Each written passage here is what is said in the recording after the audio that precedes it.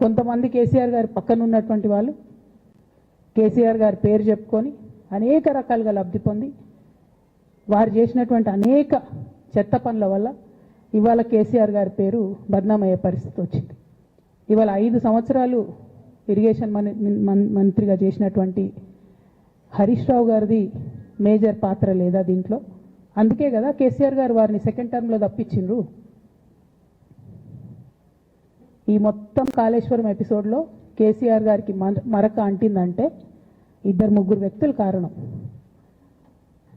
మాజీ రాజ్యసభ సభ్యుడు ఒకలైతే, హరీష్ రావు గారు ఒకలైతే, కేసీఆర్ గారి నాయకత్వంలో గత 2.5 దశాబ్దాల కాలంగా ఒక క్రమశిక్షణ కలిగిన కార్యకర్తగా రాష్ట్ర సాధనలో, రాష్ట్ర అభివృద్ధిలో నేను చూపిన నిబద్ధత, నా పాత్ర అందరికీ తెలిసినటువంటిదే. ఇదే హరీష్ రావు గారు, ఇదే సంతోష్ రావు గారు అనేక కుట్రలు చేసినా కూడా భరించిన. నా మీద ఓపెన్గా మీడియా మిత్రులందరితో రకరకాల మాటలు చెప్తే కూడా నేను భరించిన. నా పర్సనల్ అటాక్కి నేను ఎప్పుడు కూడా వాళ్ళను ఇంతవరకు పేరు పెట్టి పిలవలేదు, మాట్లాడలేదు. ఫస్ట్ టైం చెప్తున్నా నేను. ఖచ్చితంగా నేను ఇవాళ చెప్తా ఉన్నా, హరీష్ రావు గారు వెనుక, సంతోష్ రావు గారు వెనుక రేవంత్ రెడ్డి గారు ఉన్నారు. వాళ్ళని ఖచ్చితంగా కాపాడతారు అన్ని విషయాలను. వాళ్ళని ఏమనరు, వాళ్ళ గురించి ఏం మాట్లాడరు. బాణం ఎంతసేపు కేసీఆర్ గారి మీద ఉంటుంది.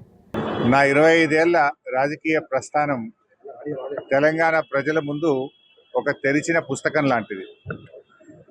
సరే, గత కొంతకాలంగా మా పార్టీ పైన, అదేవిధంగా నా పైన కొన్ని రాజకీయ పార్టీలు చేస్తున్నటువంటి వ్యాఖ్యలనే వారు కూడా చేయడం జరిగింది. అయితే ఆ వ్యాఖ్యలు వారు ఎందుకు చేశారో అది వారి విజ్ఞతకే నేను వదిలేస్తున్నాను.